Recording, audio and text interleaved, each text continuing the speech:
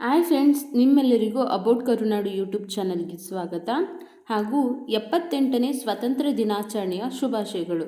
ನಾವಿವತ್ತು ನಂದಿ ಬೆಟ್ಟದ ಬಗ್ಗೆ ತಿಳ್ಕೊತಾ ಇದ್ದೀವಿ. ನಂದಿ ಬೆಟ್ಟವು ಬ್ರಿಟಿಷರಿಂದ ನಂದಿ ದೂರ್ಗ್ ಅಂತಾನೆ ಕರ್ಸ್ಕೊಂಡಿದೆ. ಇನ್ನು ಈ ನಂದಿ ಬೆಟ್ಟವು ಬೆಂಗಳೂರಿನಿಂದ ಸುಮಾರು 60 ಕಿಲೋಮೀಟರ್ ದೂರವಿದ್ದು ಚಿಕ್ಕಬಳ್ಳಾಪುರ ಜಿಲ್ಲೆಯಿಂದ ಸುಮಾರು 10 ಕಿಲೋಮೀಟರ್ ದೂರದಲ್ಲಿದೆ. ನಂದಿ ಬೆಟ್ಟವು ಸಮುದ್ರ ಮಟ್ಟದಿಂದ ಸುಮಾರು 4850 ಅಡಿ ಅಥವಾ 1478 ಮೀಟರ್ ಎತ್ತರದಲ್ಲಿದ್ದು ಹಲವಾರು ಜೀವ ವೈವಿಧ್ಯತೆಗಳಿಗೆ ಆಶ್ರಯ ತಾಣವಾಗಿದೆ. ಹಾಗಾಗಿ ಇದರ ಸುತ್ತಮುತ್ತ ಹಲವಾರು ನದಿಗಳು ಕೂಡ ಉಗಮ ಆಗುತ್ತೆ. ಅದ್ಯಾವ್ಯಾವುದು ಅಂತ ತಿಳ್ಕೊಳ್ಳೋಣ ಬನ್ನಿ.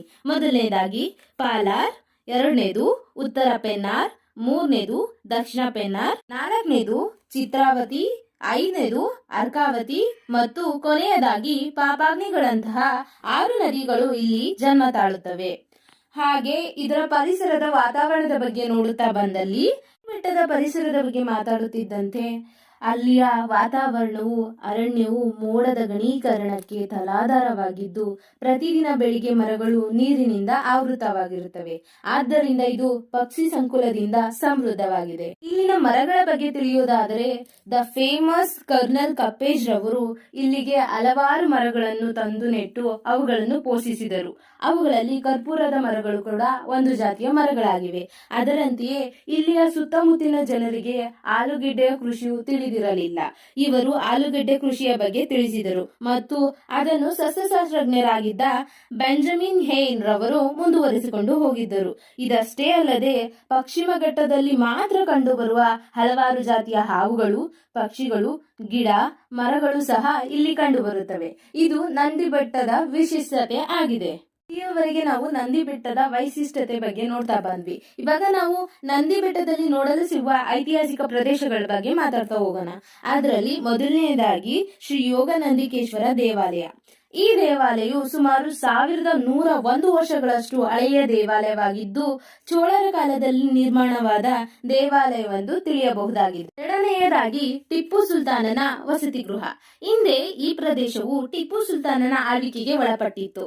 ಸುಮಾರು ಅಕ್ಟೋಬರ್ 19, 1791 ಸಮಯದಲ್ಲಿ ಬ್ರಿಟಿಷ್ ಅಧಿಕಾರಿಯಾಗಿದ್ದಂತಹ ಲಾರ್ಡ್ ಕಾರ್ನ್ ವಾಲಿಸ್ ನ ಮೇಜರ್ ಗೌಡಿ ಅವರು ಟಿಪ್ಪು ಸೈನ್ಯಾಧಿಕಾರಿಯಾಗಿದ್ದಂತ ಲಾಸಿ ಅಲಿ ಬೇಗ್ನನ್ನು ಸೋಲಿಸಿ ವಶಪಡಿಸಿಕೊಂಡರು.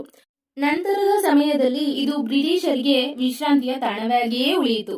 1791ರಿಂದ 1947ರವರೆಗೂ ಇದು ಬ್ರಿಟಿಷರ ವಶದಲ್ಲಿಯೇ ಇತ್ತು. ಪ್ರಸ್ತುತ ಇದನ್ನು ಕರ್ನಾಟಕದ ತೋಟಗಾರಿಕೆ ಇಲಾಖೆಯು ನೋಡಿಕೊಳ್ಳುತ್ತಿದೆ.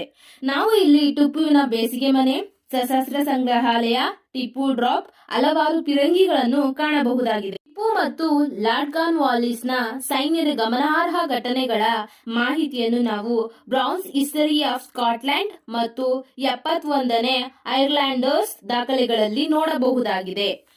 ನೆಕ್ಸ್ಟ್ ಮೂರನೇದಾಗಿ ನಾವಿಲ್ಲಿ ಗಾಂಧಿ ನಿಲಯನ ನೋಡಬಹುದಾಗಿದೆ. ಇದನ್ನು ಕನಿಂಗ್ ಹ್ಯಾಮ್ ರವರು ನಿರ್ಮಿಸಿದರು. ಇದನ್ನು ಓಕ್ಲ್ಯಾಂಡ್ ಹೌಸ್ ಅಂತ ಸಹ ಕರೀತಾರೆ. ಏಕೆಂತ ಅಂದ್ರೆ ಇಲ್ಲಿ ಹಿಂದೆ ಓಕ್ ಮರಗಳು ಇದ್ವಂತೆ, ಆದ್ರಿಂದ ಇದನ್ನ ಓಕ್ಲ್ಯಾಂಡ್ ಹೌಸ್ ಅಂತ ಕೂಡ ಕರೀತಾರೆ.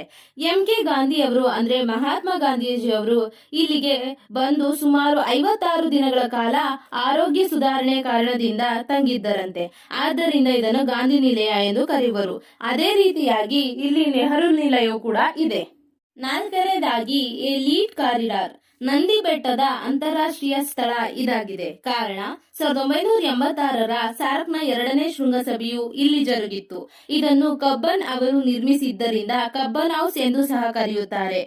ದುರಂತವೆಂದರೆ ಇಷ್ಟು ದೊಡ್ಡ ಸಮಾವೇಶವು ಇಲ್ಲಿ ಜರುಗಿದ್ದರೂ ಸಹ ಅಂತರ್ಜಾಲದಲ್ಲಿ ನಮಗೆ ಇದರ ಬಗ್ಗೆ ಸ್ಪಷ್ಟ ಮಾಹಿತಿಯು ದೊರೆಯುವುದಿಲ್ಲ. ಐದನೇದಾಗಿ ಅಮೃತ ಸರೋವರ ಅಥವಾ ಇದನ್ನ ಮಕರಂದದ ಕೊಳ ಅಂತ ಕೂಡ ಕರೀತಾರೆ ಅಥವಾ ಪವಿತ್ರ ಜಲದ ಕೊಳ ಅಂತ ಕೂಡ ಕರೀತಾರೆ. ಇದು ನೋಡಲು ತುಂಬಾ ಸುಂದರವಾಗಿರುವ ಕೊಳವಾಗಿದ್ದು ಹಲವಾರು ಜಾತಿಯ ಮೀನು ಮತ್ತು ಆಮೆಗಳನ್ನು ನೋಡಬಹುದಾಗಿದೆ.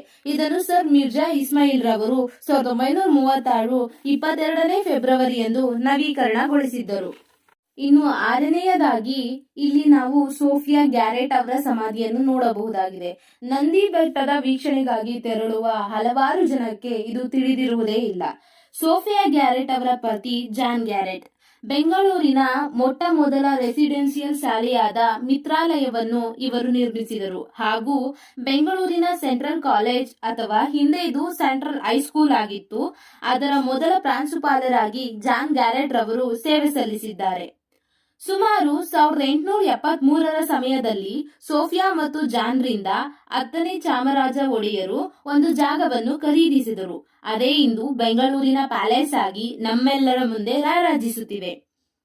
ದುರಂತವೆಂದರೆ ಇವರ ಬಗ್ಗೆ ಎಷ್ಟೋ ಜನಕ್ಕೆ ತಿಳಿದಿರುವುದೇ ಇಲ್ಲ. ಹಾಗೆಯೇ ಇವರಿಗೆ ನಂದಿ ಬೆಟ್ಟದಲ್ಲಿ ಸ್ವಂತ ಮನೆ ಇತ್ತು. ಇವರಿಗೆ ಒಬ್ಬಳು ಮುದ್ದಾದ ಮಗಳಿದ್ದರು.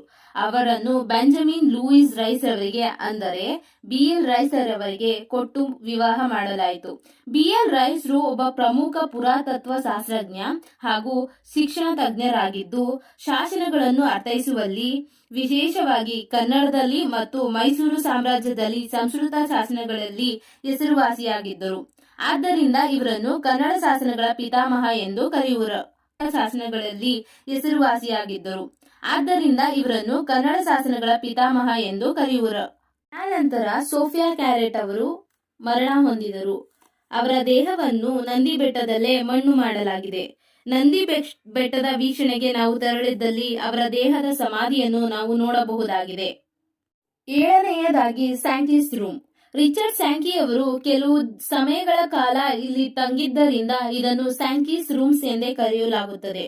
ಇವರು Sankey Tank, Cubbon Park, High Court, Mayo Hall, museum ಮುಂತಾದವುಗಳಂತಹ ಸ್ಥಾಪನೆಗೆ ಕಾರಣವಾಗಿದ್ದಾರೆ. ಪ್ರಸ್ತುತ ಸ್ಯಾಂಕೀಸ್ ರೂಮ್ಗಳು ಪೊಲೀಸ್ ಠಾಣೆ ಹಾಗೂ ಅಂಚೆ ಕಚೇರಿಗಳಾಗಿ ಪರಿವರ್ತನೆಗೊಂಡಿವೆ.